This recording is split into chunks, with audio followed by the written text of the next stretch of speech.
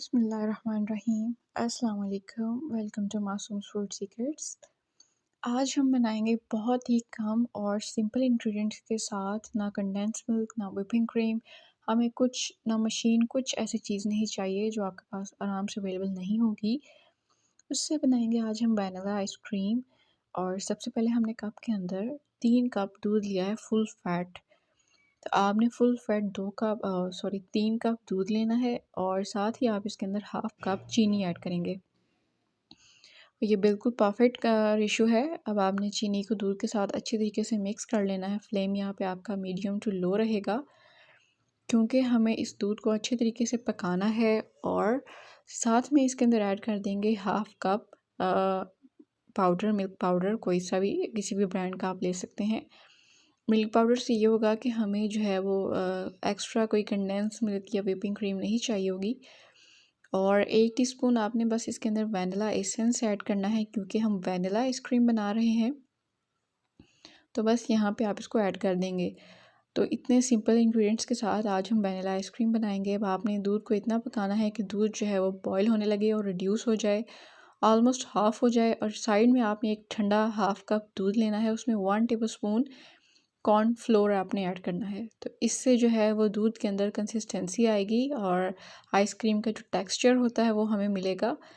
अच्छे तरीके से इसको मिक्स करना है। और जो दूध बॉयल हो रहा है आप देख सकते हैं कितना क्रीमी है, उसके अंदर आपने ये कॉर्नफ्लोर वाला मिल्क ऐड कर देना है। और ज़्यादा हाई फ्लेम पे भी आपने इस दूध को नहीं बॉयल करना।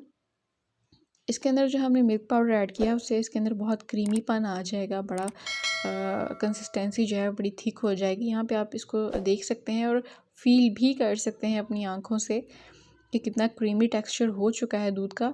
तो बस 1 से 2 मिनट इसको मज़ीद इसी तरह पकाएंगे और फिर इसको सेट होने के लिए रखेंगे 5 से 6 मिनट। तो यहाँ पे आप देख सकते हैं कि कितना अच्छा टेक्सचर जो है वो आ चुका है। और ये समझ लें आप कि आपकी वैनिला आइसक्रीम बस तैयार हो चुकी है। अब आपने बस इसको रेफ्रिजरेट करना है 5 से 6 घंटे के लिए।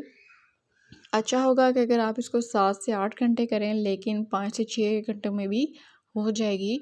तो बस हमारी बेहतरीन सी वैनिला आइसक्रीम जो है रेफ्रिजरेट होने के लिए तैयार है। उसके ऊपर आप सबसे पहले कोई भी एलुमिनियम फॉइल या कोई भी शीट, प्लास्टिक की शीट या कोई बटर पेपर, कुछ भी आपके पास अवेलेबल हो, आप इसको लगा के रेफ्रिजरेट करें। इससे ये होता है कि क्रिस्टल्स नहीं बनते और बर्फ़ नहीं जमती है आइसक्रीम के अंदर। सिर्फ आइसक्रीम बर्फ़ के बगैर जमती है, जो उसका असल टेक्सचर होता है। तो अब इसको हम 5 से 6 घंटे रेफ्रिजरेट करेंगे। और यहाँ पे 5 से 6 घंटे गुजर चुके हैं। आप देख सकते हैं कि जो इसका डब्बा है वो बिल्कुल फ्रीज़ हो चुका है, तो इसलिए इसको खोलने में भी थोड़ी सी मुश्किल हो रही थी, लेकिन हमने इसको खोल लिया। और यहाँ पे आप देख सकते हैं कि अब हम इसके ऊपर अपना जो है बटर पेपर हमने लगाया हुआ था उसको हम रिमूव करेंगे। और इतनी शानदार कंसिस्टेंसी, इतना मज़ेदार टेस्ट है, आपको लगेगा ही नहीं कि आपने घर पे बनाई है, ऐसे लगेगा आप बाहर से लेके आए हैं। तो जब भी आपसे कुछ बच्चे कहें कि हमें आइसक्रीम चाहिए, तो बस झटपट आप इस तरीके से बना लें। और ऊपर है यहाँ पे हमारे पास स्प्रिंकल्स, ये डेकोरेशन के लिए ऑप्शनल है। और यहाँ पे हमने इसके ऊपर स्प्रिंकल्स ऐड कर दिए खूबसूरती के लिए। ये बच्चों को कलर्स जो हैं वो अट्रैक्ट करते हैं।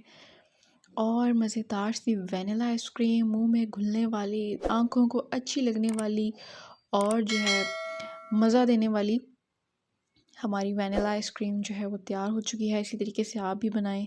कोई इस पे अंदर हमने ऐसा इंग्रेडिएंट नहीं डाला जो आपको एक तो मिले ना और दूसरा एक्सपेंसिव हो। तो ज़रूर ट्राई कीजिएगा, सब्सक्राइब ज़रूर कीजिएगा और रखिएगा हमें अपनी दुआओं में याद। हमें दीजिए इजाज़त। अल्लाह हाफ़िज़।